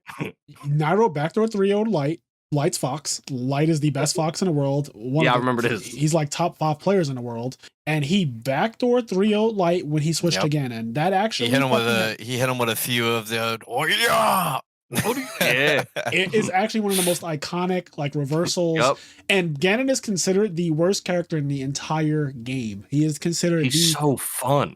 The actual worst character in the entire Smash Ultimates roster. People used to say Little Mac, but Little Mac is consistently some guy named Peanut. He's gotten results. So top 16 multiple times now. Recently, this guy Peanut is actually, he took Leo to Game 5 last hit. He also took somebody else to Game 5 last hit. Somebody really, really good. Like not top 5, but like somebody really good. And he pretty much only loses to like every time he runs in a Tweak, it's a 3-0 because you can't beat Diddy with that character. It's actually impossible, especially the way Tweak plays. Tweak is like considered the most campiest top player in the world. Right. He's playing ignorantly. He'll time out Little Mac. Yes. He will actually zero approach, pull banana, stand on a platform, you know, all the gay shit, right? Like all the things that you need to do to guarantee win, that some people are like, I'm not doing that. That's just so scummy. Tweak like, is like, I'm going to fight Little Mac and then I get KO punched. Right. Tweak is like, no, you have KO punch. Eventually my banana will just hit you and I'll keep pulling it and jumping on the top platform until it eventually hits you. Like I'll keep doing it. And if you don't do anything about it, the time will just run out. Like it's fine. Like he will do those things. So every time he runs into Tweak, it's just a straight up 3-0. And when he doesn't run into Tweak, he gets really far. And I think at Collision, he was there and he got top 16, which is really impressive for Little Mac, who, again, was considered the absolute worst character in Ultimate. To be top 16 consistently is like, what's happening? That is what's cool about Ultimate, is that the roster's so big. And I do think like the characters a lot of them are good enough and can do enough where they can get there. I don't think every character can win a tournament, right. But they can a lot of them can get really far, and it's really cool. It's just that same bit of sauce that all the characters have that makes it so that they can get there, makes them so annoying to fucking play against. I agree. Yeah, it's like a double-edged sword. It's like, sure, it's neat to see like all these characters be competitive, but then like when you think about it in the optics of being an actual competitor in the bracket, it's just like, well, I've never fought a fucking K. Rool in my life before. Yeah, and it's like, oh my god. Yeah, and that belly move that he has. You remember the first time I ever got caught by, first of all, I played K. Rool when he first came out, when the game first came out, because I thought it was cool that this character was in the game at all. And he's my boy. I did the counter thing that he has where his stomach comes out and it broke and I died. Yeah. And I didn't understand what happened. Like everything about these characters, they're so gimmicky. Like that's really what it is. There are just so many gimmicky characters in it. Yeah. It's still a great game, but there is a lot of bullshit you have to put up with. And salute to everybody who plays Ultimate as like a career choice or just plays it as their primary source of, gaming or fun, because you deal with, I'm not one to talk. I play Yu-Gi-Oh! That's why I would love though. Like, I know it's crazy and it might make the game not sell well and like maybe they wouldn't do it, but I would love if the next Smash game was like 20 characters or whatever and just like a really refined cast. Because like what they did with Ultimate is they made it so that whatever character you want to play, you can play them. Everyone's because they all have their fucking gimmick, right? And so like they all have a way to get over on you. But I just want like a more like solid game where not everybody has a crazy gimmick and it's just like 20 characters that are fucking polished. Yeah. That would be cool. I'll be a fan of that. I wonder how many sorties they would put in the game though. You look at Melee and Marth is just... Hey, there's more fisties than there are sorties, all right? I'm tired of people complaining about the sorties. Look at all the fisties in the game. No, but sorties have Yeah, they don't... I don't think they necessarily complain about the quantity. Like, maybe like on a surface level, they say there's too many sorties, but I think what happens is that there's too many sorties that are just like too good. Sorties are what it really is. Broken. You know how long it took me to realize complains about the fisties. You know how long it took me to realize that having a sword in Smash is one of the most not okay things. Oh, it's absurd. There's a reason why Leo only plays sorties. Like he solos sorties. He only plays them. So I didn't realize like, oh, there's a reason for that. There's just spacing. Like spacing is the name of the game, and Leo has, according to all the top players, he has the best spacing in Smash Ultimate. It's not even close. It's pretty nice. All right, you guys want to talk about Steve? Let's talk about Steve. It's been an hour. Do we? Yeah. So some new tech came out this month, basically, or maybe it was like end of February. But some new tech came out that allows Steve to negate knockback completely. I'm talking about it's visibly a glitch where he gets hit, he does not move at all. And he can then act out of it immediately and reversal you with he has a couple moves that I didn't know that the anvil was like frame 1 or 2. So when he spawns anvil, that is like a frame 1 or 2 move. I forget exactly which frame it is, but I don't think it's much of a difference between it comes out fast enough where it can combo break. Yes. And that move, when a combo breaks, it kills you. It does. It hits really, really hard. It's one of the reasons why Steve is the best character in the game, like officially, especially with this tech. But the tech is really, really dumb. And ESAM did a video on it. Hungrybox did a video on it. Hungrybox did a map of the US and all of the places that have already banned it. So Steve is banned in like half of the US locals already. He was not banned at Collision, but the tech was banned at Collision, and they also released a statement saying that every Collision following this year's Collision, he will be banned. So like Steve is actually one of the first Smash characters to be banned, despite Bayonetta, Meta Knight, and things like that in the past, where people definitely thought, Bayonetta killed Smash 4, and if Ultimate didn't come out, Smash 4 would have just actually died because viewership was going down. Nobody wanted to keep seeing Bayonetta dittos in the finals, which is what it was at the end. It was just literally that and nothing else. And then Meta Knight, same thing with Brawl. Like Brawl was essentially every character that you could play in Brawl. Like sure, you had Ice Climbers, you had Zero Suit Samus, you had Diddy with Double Banana, but they really couldn't compete with Meta Knight at the end of the day. Like most of your tournaments are just going to come down to Meta Knight. And there were talks of the same thing because a lot of people got tired of seeing Mewtwo King and whoever else just go Meta Knight and win tournaments. Yeah. So the interesting thing is that a common misconception with people in and outside of Smash is they think Meta Knight actually was banned, like kind of like fully put through. Essentially what it was is that New York, New Jersey, tri-state was the biggest Brawl region in the world in the US. And coincidentally, they had the largest population of Meta Knight players. So if you wanted to play with the best competition in the best region in the world, they just didn't follow the it was a recommendation that Meta Knight be banned. They just didn't follow it. They're just like, no, we're not banning Meta Knight. So it's like, sure, it was like by a back room officially passed through, like Meta Knight is banned, but that's not really how it shook out. Yeah, Meta Knight, and like pretty much a year afterwards, like no one even bothered trying to follow that recommendation anymore. This is actually the first time in terms of like Smash game history outside in a singles format, because Double Cloud was definitely Double Cloud banned. did get banned. It was, I can't in my head understand why though. Like, yeah, honestly, I always, when I thought about Double Cloud, I felt like it was a little premature. I'm not gonna lie. That's how I felt about it. Yeah, but I have to see it in action. Really, I don't think I've watched enough of it. I mean, if you've seen it in action, like you would probably jump on the gun of it as well. But like, I mean, it's ignorant. I'm not gonna lie. Like, I'm not gonna sit here and lie to you and say like, but here's yeah, the that's thing. Double Cloud was okay. I think the problem is, I think sometimes people are quite immature in their decision making. Double Cloud was banned in Smash 4, but as we know, Bayonetta was the best character in the game, and Double Cloud, I think, was banned before Bayonetta came out. Oh damn! Yeah, so that's definitely true. I believe. So what happens is like it becomes like a thing where people are like, oh no, Double Cloud's unfair, and then everybody just says it and believes it without it being provable anymore. And then like a new character fucking comes out, and it's like, you're gonna tell me Double Cloud was better than Double Bayo? I don't believe you. Like I'm sorry, but I can definitely see Double Bayonetta where both of the Bayonettas are just carrying both teammates to the top blast zone and killing them at the same time. Yeah, I'm sure that there's a clip of that somewhere. There has to be. There has to be a clip of our team getting hit by both Bayonettas and literally being 0 to death, or like they died to the same 0 to death. If not 0 to death, they just got touched at some percentages and died, both of them together. Yep. So Steve, let's put it into context here though, because we're not just saying, oh, Steve is so good, that's why he's banned, because that's not what happened. Even though there were talks, though, don't get me wrong, there were talks of banning Steve before. Yeah, I will personally say that I think this was the excuse that some people needed. That's what I think is happening as well. I definitely think that's what's. Go ahead, Kenny. I agree. I'm so frustrated because I think this is the lamest shit I've ever seen in my life. I think the community has been crying and trying to find an excuse to ban Steve for months now. And they're like, oh, but this, oh, but that, oh, but he's from it. He fucked my mom.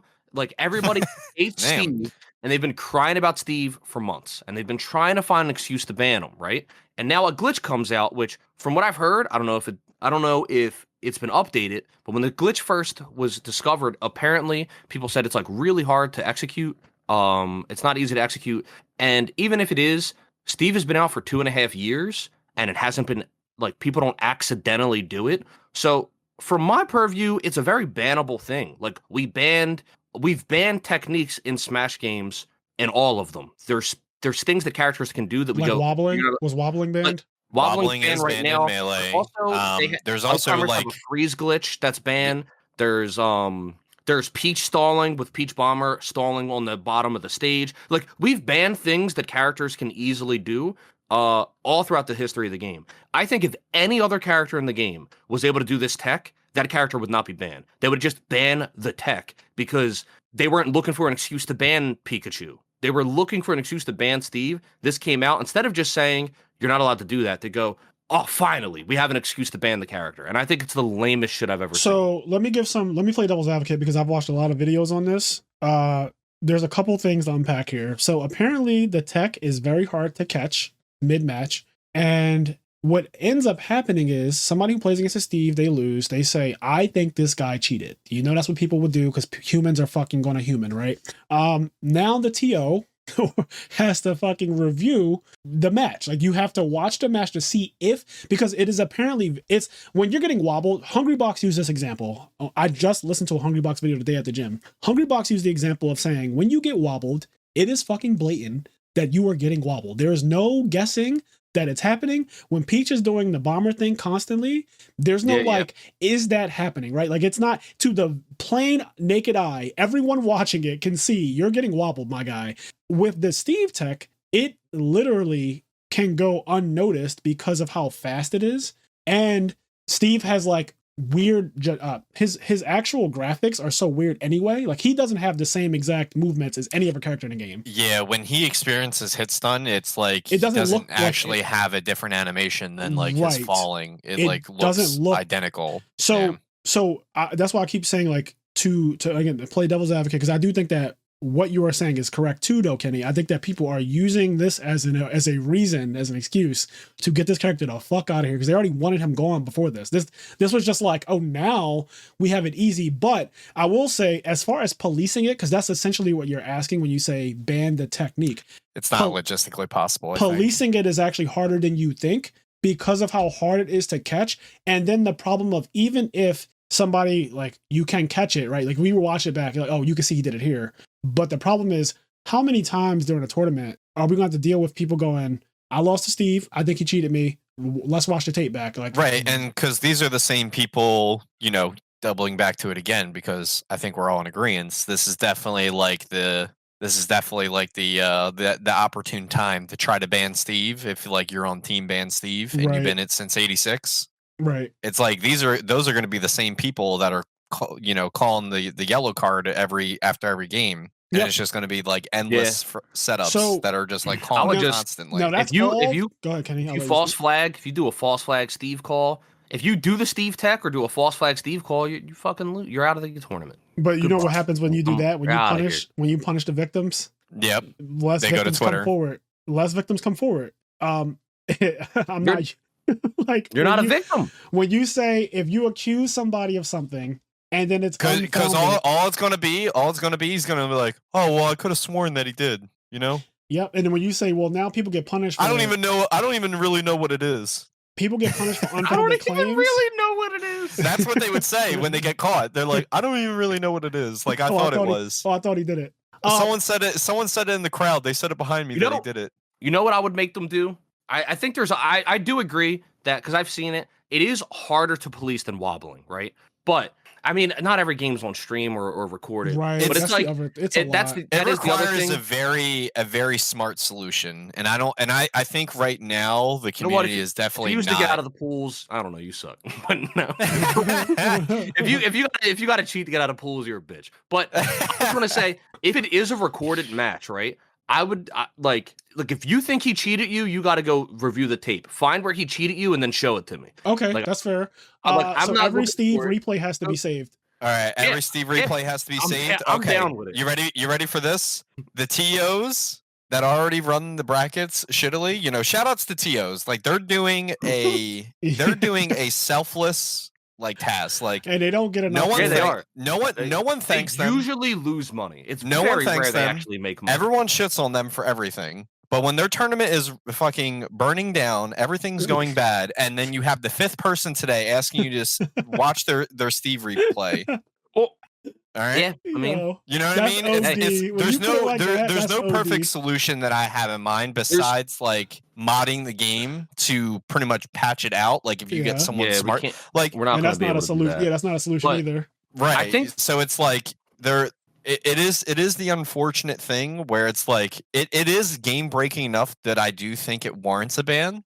Okay, so this is what I was waiting for. So you're somebody, out of everybody that I know, I'm pretty sure everyone that, like, Kenny knows, all of our group of friends know, you are the Smash player. You are the best Smash player. You understand the game at a really high level. And I was wondering if you feel like if a character could do this in like Melee, where they can negate their hit stun, and it might be less because it's not. I don't think it's like the easiest thing to do, but apparently it's something that if you practiced it, you can just do it though. So like Akola, Yeah, so that's the thing that I heard. They were like people, some pro Steve people were saying that it's not easy to do, but it's like then there was the tsunami of people like consistently doing it. You know what I saw? Esam was like, I just learned how to do it. He was on fucking live, bro, with that stick. Yeah, I saw Esam was like ignorantly jumping into moves trying to do it. Yeah. To be fair, to purposely be plus. He's like, you hit me, now I'm plus. Yeah. Esam has some of the highest tech skill of anybody. That's true. Right. But that's my point though, right? But yeah.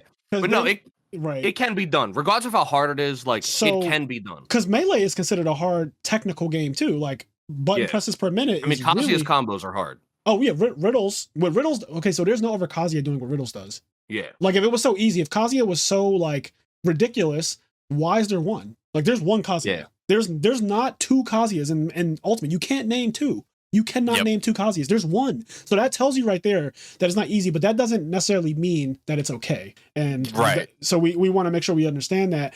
The other thing is like, just because something's hard to do, and that's why I brought up Melee, doesn't mean that people won't learn how to do it. Like there are some fucking things. SDI is hard. SDI is hard. SDI has fucked up Gluttony's hands to where he hasn't been competing lately because his hands are. I don't even know what SDI is. Let me just be frank about that. I actually don't even know. So every time SDI comes up, I pretend like I know what it is, and I just never. You're like kind of following along. I just kind of shake. You know how you shake your head, yes, but you really didn't know what the fuck you were asked. That's how I know with SDI. I don't know what SDI means. I don't even know how to do it. I don't know, but apparently it ruined Gluttony's hands. Like his hands are done. Yep. So there's that. But people do every single technique in Smash, no matter how difficult. Like what is the hardest thing to do in Smash? I don't know what it is off the top of my head, but whatever the hardest thing to do is, people do it. And people do it consistently. I mean, in general, like here's the thing about any fighting game, and especially Smash, because most of Smash's technical maneuvers of like anything, they generally give you some advantage in some way. You either move faster, you can combo better, you're safer in disadvantage, you're better on the ledge. Like anything that gives you a net positive, like that one that's strong enough, regardless of how difficult it is, people will learn to do it. Yep. There is such a way of playing the game where it's like, all right, this thing's a little too hard, and the benefit of it does not really outweigh the things that are a little bit more consistent. Right. Yeah. But things that are just strictly like, oh, this is cracked. Like if this happens, like you're fucking in there. Like people will do those kind of things. And I think if you can essentially look at your opponent and watch them do a move and be like, I want it to be my turn right now, so I'm going to jump in your move. I'm going to take it. You're going to play as if you won now. Right. I won, and now I'm Steve comboing you. You know what's crazy is that it's not like I'm fucking K-Rool doing this. Like K-Rool can kind of do the same thing because he has like the armor with the belly, but then he doesn't start Steve comboing you out of it. Yeah, it sucks that it's the perfect storm, right? Because I just want to make it clear, I do agree with Kenny. I think that people already wanted this character. Well, it is a fact that people already wanted the character banned. That's not like a hot take. But I think that I think that a lot of people don't even care what the tech is. When they saw that the tech could get him banned, they said, I don't even need to see it. I don't need to see its viability. No matter what it would have been, it would have been like, oh, here's another thing Steve can do. And like viability doesn't actually matter for those people, but we're not really talking about those people anyway. The craziest thing is that like Steve happens to be the character with the best punish game in the game. He just happens to be the best punish game character in the entire game. So like when he does this technique, it just so happens that you're not playing against Dr. Mario. You're playing against fucking character who can hit you at 0 and kill you. That's the other thing too, though, right? Like if you're in a situation, right, where you fall out of my hit and then instantly kill me, like you meant to do it. Like I get that it's harder to police, but like if you fall out of my combo and insta kill me, like you meant to do that. Like, yeah. No, I get that, but the problem is that it wasn't intended, and it's like so. Right, wave dashing wasn't necessarily intended either. But, I just think the problem with it is that like you meant to do it and everything like that, right? That's like that's fair. I agreed. I wanted the wave dash. I wanted the L cancel. Like like all those things are fair, but it takes like the agency out of your opponent's experience. When what I mean is like for banning the tech. Like, you mean the legality? Yeah. I mean like. That Like if, it really, like if it somebody really just if somebody circles goes back. like, "Oh, I didn't mean to fall out of his combo," it's like you killed him. Yeah. I mean, What do you mean? the way it really comes down to it is that like the legality of it is that, you know, obviously, like, I mean, this is the thing that Frazier said, and like he has probably the biggest experience with it because in Smash, cheating isn't a thing. There's only Right. ever been like one instance of like actual legit ass cheating in Melee where someone essentially just like super upgraded a Pichu if you played a certain color in a certain port in the Pittsburgh region of Pennsylvania. Oh wow. Well, no, there was Yeah. there's the tournament where they Yep. and some people say it's by accident, but like I It's don't believe not. it's by accident, where they changed the from 1 to 0.9 Yeah, Oh, they yeah, changed, yeah. so all combos damage work differently ratio. now. So Right, none of your right, combos right. work. Yeah, no. But that's a little different because that can also like affect you like inadvertently. Like Yeah, but sure, if you sit in works the lab and practice 0.9, Yeah, like imagine you always play on no. 0.9. I get that, but like there's some instances where it's like, damn, I really Yeah. needed this back air to kill, but it doesn't kill on 0.9. Yeah. This legitimately was Well, you like would know. pure game modding of Melee, where Pichu is just like a good yeah, I remember character, this. right? Yeah. Like that's the only instance in the entirety of me playing competitively that someone's cheated in Melee, and it's been Yeah. widely like found out about. By the way, like, why would you do it to Pichu? Like, if you wanted to get caught, you would do it to a bad character. Like, if you wanted to not get caught, you would do it to a Well, good he didn't get caught character. for a while, and that's because Melee players are really ignorant about bad characters. Yeah, but it's just crazy because, like they were just Yeah. like, you know who caught him, right? Mewtwo caught him. He's like, that's not how much damage Pichu's Nair does. Wow. And he got fucking caught in 4K. Can I just say this real quick about Mewtwo King? Because you just brought up something that's so cool. You know how, I don't know if you heard me say it yet, but when Cloud does his side B cross slash, I always say 23.9. Yep. I got that from watching Mewtwo King stream Ultimate. And saying he was saying 23.9 and 17.8 on his up B. And he kept, every move he did, he knew exactly how much the average hit does, like the, you know, if you don't catch him on the outside of it or whatever. He knew exactly how much cross slash always does 23.9 unless literally you get hit in some weird way. But if you get hit by the move, 23.9 every time. So when Mewtwo King said that, I was like, holy shit. First of all, why do you know that? And second of all, why does it do that much? And now you're telling me that he's always been a guy that just knows the percentages, but not for characters that he actually plays necessarily. For the whole game. For the whole, he's like, Pichu doesn't do that much damage with that move. Period. Yeah. He before like we had access to like the like internet tools and like decompiling the game and like finding the frame data officially through the game. Yeah. M2K, like we had a full frame data compilation of all of the characters in the game, and it was because of M2K. Like M2K in his fucking basement would like have Marthua's forward smash and like pause, and like count it. Oh and he did that. He did that for every character in the game when he was like 16. And what he actually did is that his model of doing his frame data is that he would find out the frame data of like a move that's really simple, and he would essentially perform both of those moves at the same time and essentially reference it from there. So like if he did like a Marth F smash, which is like I believe is about 25 to 27 frames in total is the move. That might be a little off, but he would do that move and he would compare like Falcon's F tilt to it and like see how actionable it is from there. And so he would subtract the math and be like, okay, so Falcon's F tilt in total is like 10 frames. I think years later, when like we officially sourced the frame data, they found that he was mostly correct on almost everything, and then like a few moves he was maybe a frame or two off. But like he was basically correct on like everything other than like a frame or so. Also, the dedication to that is an pretty insane. nuts. Yeah, that's just absolutely insane. But to double back to what I say was about the cheating is that like, you know, Frazier can say this better than anyone because, you know, card games are notorious for cheaters. Yes, they are. If there's an advantage you can get, especially with like a tech that's exclusive that is banned for your character because how broken it is, people will find a way to make it look very, very convincing that they're not doing it, or, you know, they'll just find ways to fucking make it work out in their favor. Yeah. Like if you leave Pandora's box open, like if you leave Pandora's box there, people will go and open it. Well, you place a block is what you do to trigger it. And you place blocks all the time. That's the point of your character, right? Like he is the platform creator in a platform fighting game. Yep. And so pressing the B button, you could argue like I was trying to place a block and he hit me. I didn't go anywhere and then I killed him. Yeah, why'd you hit me? Yeah, like I was placing block and I happened to get hit while I was placing block, and he died for it, which sounds crazy, but like it's like Yeah, realistically, you I know really they said they're done with patches. I hope me too, bro. That's all I want. All I want just needs is to get one more patched patch. out. That's all. And I think that the game in general needs one more patch because every character's out now, and I think that like it's been a year at least, over a year since Sora came out, right? Like we did an episode on Sora. But yeah, it's been over a year since Sora came out. It has to be. And I just feel like the game has been around long enough. We've seen enough tournaments. Japan is being dominated by a Steve player. The United States is also having its own issues with Onin being the best Steve player in the United States, and just Steve in general, people who I've never seen do well at a Smash tournament in my entire life. They're not even just like doing top 8s.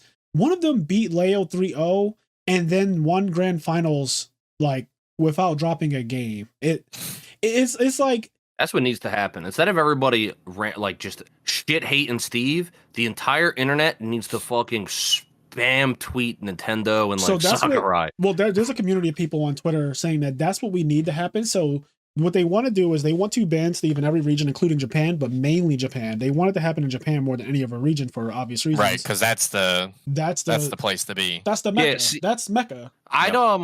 Let's say I knew for a fact the game was never going to get a patch. I would argue for not banning it, and then like it would be a quagmire for a little while, and in the process of getting the process like streamlined. But I would want it to be a quagmire, so then we could figure out the best way to do the process for him to be legal, and then to punish those who abuse it. Right.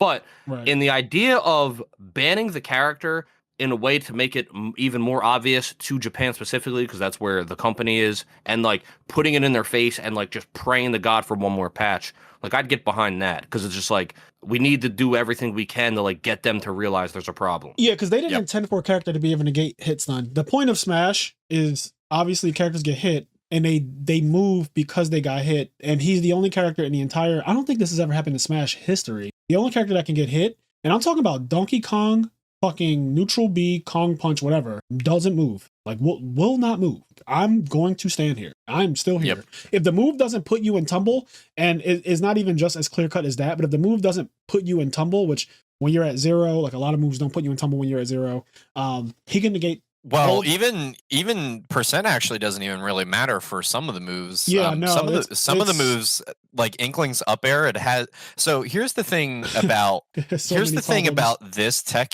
in particular that I think it's even more problematic in Ultimate, because the way that game's engine functions with multi hits. All multi hits are invalidated. Every single one. Right. The way it works is that like Ultimate's moves that like, not even necessarily multi-hits like a Byleth Nair, but like a two-parter, like let's say like Falcon Nair or like Inkling up air. Yep. They have the properties of what is called like an auto link like angle, where essentially it has a follow me angle where it pretty much you can never pop and fall out of it, like unless they were intentionally trying to drift or fast fall to like make that happen against you, like the person who's afflicting that move upon you. Right. And they have like really weak stats because like that's what it's meant to do. All it's meant to do is link into the finisher move. And those moves, you can do the Steve thing for even longer. Like I saw a clip where like Steve is at like 111, where like linking Inkling up air would actually be kind of like lethal against them maybe. And he just does the thing. I think it's called like Phantom MLG or some shit like that is what they call it. He does the thing and he just air dodges out like instantly.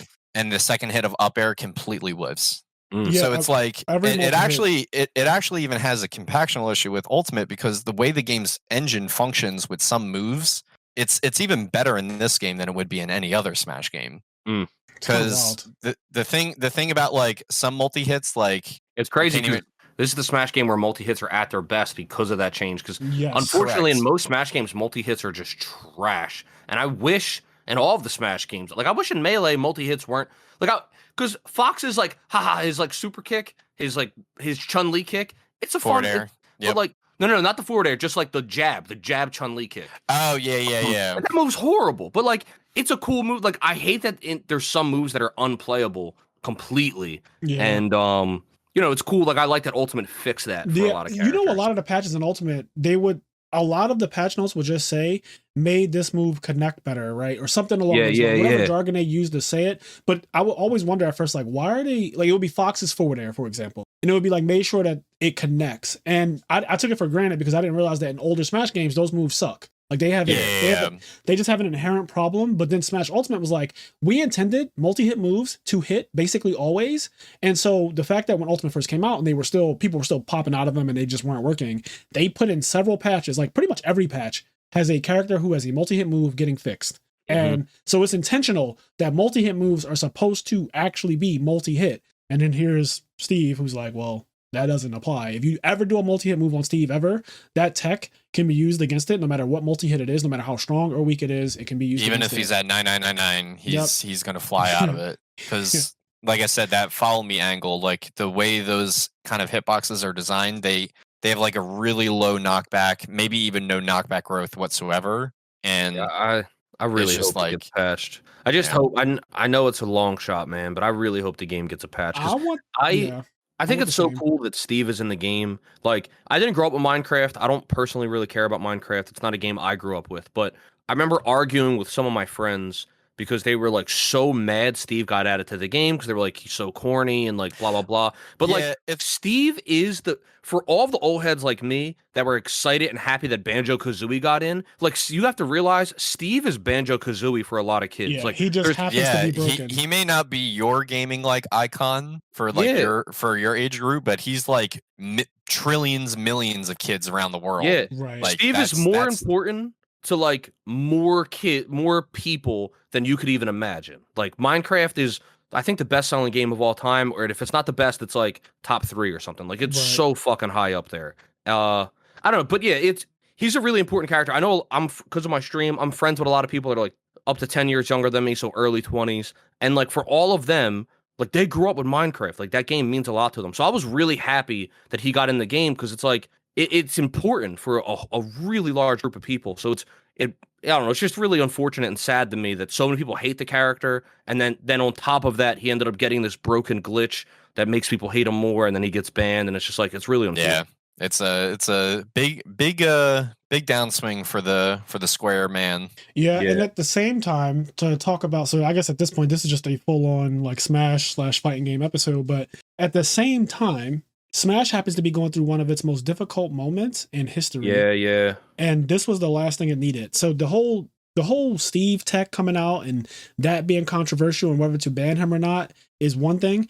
But then also all the nonsense that happened at the end of last year with Smash World Tour being canceled. And then simultaneously, a lot of Smash sponsors and huge Smash platforms are also shutting down. So Summit is having its last ever Summit soon. And that's it. They're officially, BTSS is officially closing its doors. The company is shutting down. They are ceasing operation. It is one of the saddest things that honestly has ever happened because I only started seeing Summit like during a pandemic. I didn't even know it existed before that, honestly. Summit is one of the best events of like anything I've ever seen. Like it's so good. I think it is literally applicable to every game ever that's like has a pretty decent following. Yeah, they originally did Dota. That was the thing they first started in. So I have said that if I were ever to become obscenely rich, one of the things that I would 100% do is a Yu-Gi-Oh! Summit. I think that is like, I think that would be so fucking cool where I don't really need the money or anything like that. I don't need to like crowdfund it, even though you're still running a business. So I would, but it could never fail because I would just be backing it with my actual You also need so much money to even try to start it. Yes, it is a lot. You need, because it's advertisers get involved. It's you need a production team. So Summit is insane. Like Kenny said, I think it is the best thing basically in gaming. As far as competitive gaming goes, I think it's the absolute best thing in all of competitive gaming. I think if I remember correctly, and my girlfriend's actually behind me, she actually knows a decent amount about like Summit stuff. I think if I remember correctly, I think the Summit staff, like as far as production, I think they were actually like a part of or were like a movie company before. Well, that explains a lot. Because you ever see the skits? Skits are god tier. There's so many god tier skits. I used to not care about that song. I don't even remember don't even really know the real version of the song. But are you talking about the fucking Lady Gaga movie? Is that what you're talking about? The Honeybox thing? The H-Box I'm Stalling skit is so fucking amazing. Like Hungrybox singing "I'm Stalling." It's from the movie A Star. Yes. Yeah, Dude, it's from the movie A Star Is Born. Really good movie. I haven't seen it, but I know it's really good. I just want to. I need to watch that actually. Have you seen this? I have not. I've not seen this. So it's H-Box, and it was around the time when everybody was complaining about Puff. Everybody's complaining about H-Box, and like always saying that he's stalling and doing all this other stuff. Skit. It is godlike. There's a part where he's like, he says like I'll never touch the ground, and he's just like. It's like I'm far from the surface. The ledge gives me purpose. We're far from the schedule now. It's really good. That's so good, yeah, dude. And it's amazing. It is amazing. I'm gonna watch it 100% now. And what I want you guys to do is I want you to watch the Gluttony one where he is Wario. When I tell you, it is the fucking best. Like, so the one you're saying is goated, and it sounds like it's actually insane. The Gluttony one that came out last year, when I tell you that the production on it is so fucking good, bro. We should do as a side note. This is a little boom boom for the Patreon. What we should do when the podcast is over and you're done recording, because I want to see your reaction. Okay. So we should watch it, and I'll leave the recording on. Yeah, and I want to record. That'd be really good. That'd be really good. It's so good. The best quote of the Hungrybox one is that when he's saying the part is like, in all the good sets, I find myself staying off stage. So how about this? Good. How about we'll end this recording when it's time to close the podcast? Yeah, and then we'll watch the Gluttony one too. And we'll watch both of them, and then they'll just be clips that you can upload. At, That's like make them separate. Don't you? Okay, so I definitely want to do that. But okay, for people who are listening to this, I'm sorry, I wanted to do this a second ago, and I completely forgot because we were just having so much fun. But if you don't know what Summit is, I do want to give some background on what it is. So Summit is basically an invitational event where the best players from a game get invited to a house, essentially, where they stay there for the whole weekend. It's usually from Friday to Sunday. It's like a 3-day event. Sometimes it's 4 days, but it's like a 3-day event. They stay there, invitation only, and they compete multiple times to decide a bracket. So, for example, there will be like Pool A, Pool B, Pool C, Pool D, 16 players, 4 in each pod, so 4 in each pool. Pool A will have Leo. Pool B will have Tweak, who's the second best player. Pool C will have Sparkle, who's the third best player. And Pool D will have Light, who's the fourth best player. And then in their pools will be players who are like, also top, whatever. And then they'll also have, so there'll be like 8 players who are invited and they just get in because they're the best. And then there's like 8 players who are very good at the game, but they were voted on by the community, or they got enough people to like donate money to get them to Summit, essentially. So it's like half of it is, these are just the best players. And obviously you want to see MKLeo, Tweak, Spargo, Light every single Summit. But then you also have all these other people who got in because like Sky J, the guy who just got second with Incineroar, people were saying he should definitely be at the last Summit because he just double eliminated Spargo. And it was some of the hypest matches they've ever seen, that he would do ratings, the numbers would be crazy and all this other stuff. So people were like saying Sky J should definitely be invited. And that's the kind of thing that you want. Every Summit is different because while you do have some of the same people, you always get like these 4 to 8 people who are just completely different. They've never been to Summit before. And it is a really cool event because they record skits. So they make skits that are relevant to the people there. Like you said, Hungrybox is known for playing Jigglypuff and doing like really, really campy tactics.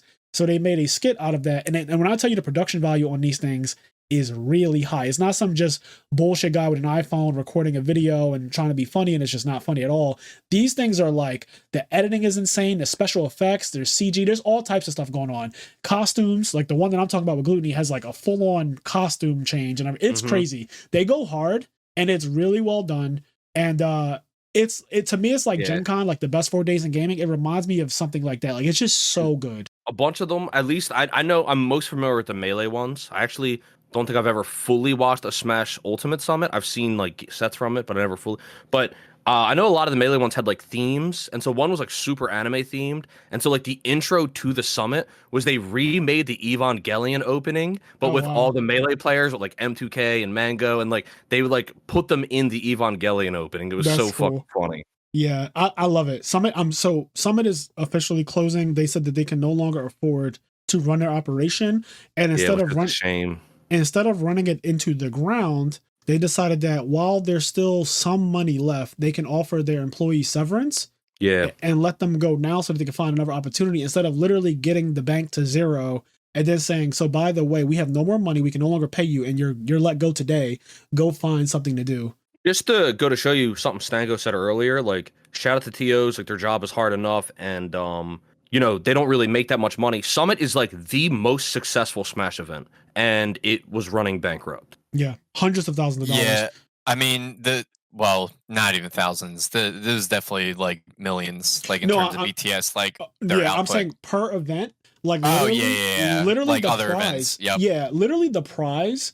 Like I saw with Leo won, I saw with Tweak won. They won like $50,000, which I didn't realize that like that's not normally you don't win that from a Smash tournament major ever. Like that's not a normal amount of money. Oh yeah, that's not even close to it. Like as far as like most of like your biggest like AAA like tournaments that you would win, like first place if it's like a really good entrance and like the entry fee is like pretty juicy, like maybe like a few grand. Yep, like a few grand is what I'm used to seeing. Yeah, like 4, 5, 6, 7. Yep, on the upper end, 6, 7 on the upper end. Yeah, 6, 7's like really upper end, like that's probably more ultimate numbers than melee. If I'm being honest, I didn't know that until I started looking at Mango's winnings. One day I was looking at like how much, because I saw MK Leo won $50,000. He won Summit back to back. So I was like, why does it say first place got $50,000? Like not even, it was like $50,000. So I said, holy shit, I didn't know the Smash tournaments pay that much now. This is when I first found out about Summit. I had no idea. I said, holy shit, Smash players are making an insane amount of money playing Smash. And then I looked at like how much Mango got, because at the time he had won a major. And it was like $4,000. I was like, what the hell? Why is this one tournament so much money? But then I found out it's crowdfunded. They put pretty much so much of the money back into the prize pool and all this other stuff. And like Kenny said, it is the most successful like tournament that you could have. I mean, everything about it, the way it's run, the production, they fly the players out. Like they get, it's insane what goes into Summit. Dude, they provide all the food for the weekend. They provide the food. They have Red Bull as a sponsor. They have like Domino's Pizza, all types of shit. They also do other cool things. So it's not even just a Smash event. They also play like a Mob. What's the game called? Mafia. They play Mafia or Werewolf, however you know. Basically Among Us, but before Among Us. Yeah, just like a social deception. Like social deception game. They play that every single time. They do stuff like that. They also play different games too. They have like a bunch of little. They'll do like they'll do Mario Party, or like they'll do a bunch of like party shit. It's like a super party weekend. Like they also do like kind of like fun Smash events. Like I know one of the Melee ones, they did like an Iron Man tournament, I think, or where basically it was like, let's just say M2K versus Mango, and like they had to use every character in the game or something. I don't remember the specifics, but they'll do like silly shit like that. Yeah. Yes. So pretty much with Summit, as far as like playing in the game, they'll do fun events and also doubles. So they'll play like low tiers. They'll do crew battles. They'll do everything that's not like serious, like the one-on-one competition. They do commentators versus MK Leo. Yep. So literally every single commentator, and MK Leo gets like, I guess, one set of stocks. He gets the comparable amount of like crew battle stocks. Right. So it's really cool. They do all types of stuff. I've seen, like Japan versus Mexico, or Japan versus the world. So literally it'll be like Akola, T, Proto Banham, all of those guys versus Leo, Tweak, Spargo, Light, etc. And they'll go head to head and see who comes out on top. It's so, if you like the game, and this is why I think it could be applied to anything. If you like the game, I think it is the best experience you could possibly have as a viewer, because it takes up an entire weekend, and it means that you can stay in the house. As somebody who's a homebody and I don't really like to go out that much, it's so good when those are happening, because I get to stay in the house. It's pretty much most of the day on Twitch. Like they stream it for like 16 hours. Like it's going on for 16 hours a day. It might be more. I might be understating it, but they stream so much of the day.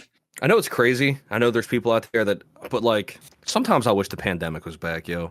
Same. Like those like weekends where like you're watching Smash Summit all weekend and like you're in that, like those were so, I remember just like being in the house all like, cause like you couldn't do anything else and like you're just watching, not that I would be doing anything else anyway, but just like you don't feel guilty because you're not doing anything else. But you're just watching Smash. Like those Smash Summit weekends were so fucking juicy. Outside of people actually dying, of course, I really do miss just being confined to my house, because I don't know. There was a special thing about the world when we all just had to stay in for a bit and just figure out. I miss it. Just like figure out who you are as a person, reconnect with family, reconnect with friends who you haven't talked to in a while. Just like, actually reaching out to people and seeing how they're doing. I feel like people just cared about each other more during that time because no one knew the future, No one knew what somebody you talk to could get the boogeyman disease and end up dying. And so it made everybody appreciate things more. And, us being our immaturity, our childishness about us, we just kind of always think about ways to make gaming just like a thing at its best. Like we just want it to be at its best at all times. So during the pandemic, that was like one of the times when gaming in general and content was at its best. And that's kind of what made this whole podcast start to begin with, is the fact that we had so much time in the house. I started working from home. Kenny was already streaming on Critical Hit Plus on Twitch. And like, it just kind of made me realize I consume so much content now because I'm indoors all the time, that I might as well start making content too, because I don't see anything out there like this podcast where it covers Yu-Gi-Oh! And Smash Bros. And anime and Marvel and TV shows and Game of Thrones and random, like just so many different things. I didn't see that out there. So we kind of was like, well, let's create it, like create the world that you want to see basically. But Summit, I'm really sad about that is going away. When I tell you that those weekends were the hardest for me to record the podcast, because literally Kenny would be like, are you ready? It'd be like 7:00. And Summit at 7:00 on a Sunday, Summit is about to be over. Like it's getting to the point where you're at, it's only 4 players left in the event, and it's winding down. And the stakes are high. And I'm just, the problem is back then we didn't adjust our schedule. Like now we should have just adjusted. Yeah, we should have just adjusted the schedule because we should have just did it at a different time. I don't know why we didn't. There was no reason why we couldn't just be like, well, today because of Summit or because of whatever. Super Bowl, whatever, like whatever it is, like let's just record it at a different time. It's growing pains. You guys figuring out how to be your own bosses. That's true, because that is part of what it is. We had a schedule that we had set, and we just never changed it for like the first. We were just like, this is our schedule. Which, to be fair though, I think is a good thing. Yes, don't get me wrong, it is good. It helps like cement things. Yeah, it helped the structure. But now we can be. You guys trust yourself enough to. Yes. Like Kenny's going to show up. I'm going to show up every single time we have to record. We've been putting out 2 episodes a week for the last almost 2 years now, consistently, and a Patreon exclusive episode every month consistently, and all of the clips and the content on YouTube and stuff. Like we've been doing it, and I sometimes wonder like how do we even do it? Like how do we actually get this done every time? You know what's funny? I need to go back to this because it makes me laugh now seeing like how geared on that you are with the YouTube game, Fraser. Yeah. Do you remember we had a conversation about like the podcast and everything like that? And I was like, yeah, you got to make YouTube videos, like you gotta do the social, and you were like, no. Yes. And now you're here. Well, you know what's funny? Every recommendation that everyone has ever made to me, initially I'm like, no, I don't have enough time for that. And I don't see that for myself.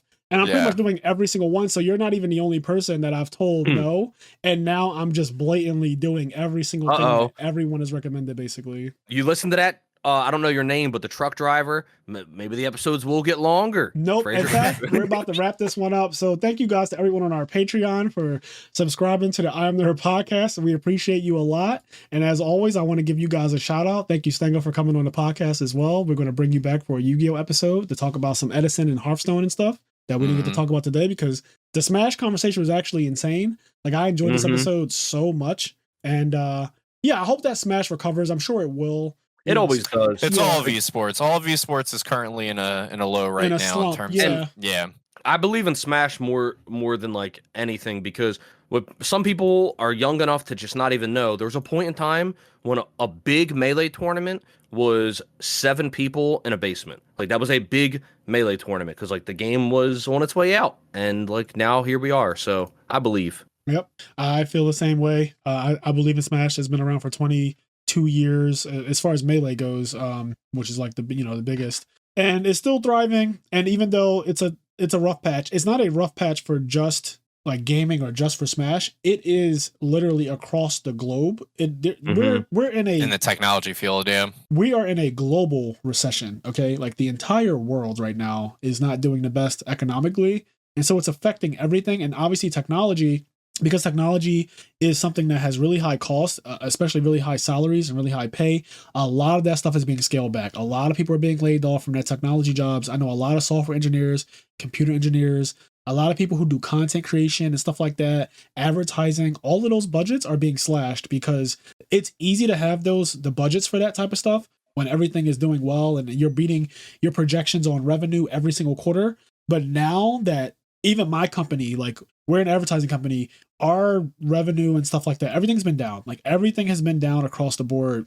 And they haven't, like my company thankfully hasn't started to do a mass layoff or anything like that. But it is seeing it happen to Twitter and to Facebook and to Instagram and to Google and to Microsoft and to Tesla and every other major company out there, every Fortune 500 companies laying off a ton of people. Seeing it happen across the board is obviously very scary, but it just shows you that it's not just affecting Smash and the games and stuff like it's affecting everything. So just a tough time in the world, but I have faith that everything will bounce back. The stock market, all of the tech companies, all the companies in general.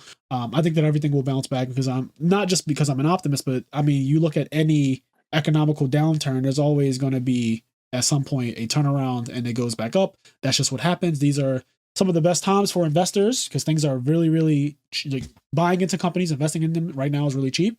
And yeah, it's just an interesting time to be alive because we've seen 2020 and 2021 where our economy was probably the most insane it's ever been. I've seen people with the most money they've ever had in 2020 and 2021. Like literally people had the most money they've ever touched in their life in those years. And now people are the brokest they've ever been in their entire life. So we'll figure it out as a people, like across the globe in general, like everybody. I think we'll all figure it out together and things will be better. But yeah, that's just where we are. And happy to say that Smash, despite everything that's happened with all the canceled tournaments and the sponsors dropping out and Summit Summit going away, Smash will still survive. And I'm always glad for that. And I'm glad that some things like Summit existed in the first place. All right. Now for our people on our Patreon. Without further ado, we have Connie, Austin, Leon, Quest, Garen. Gotta go to page 2 now.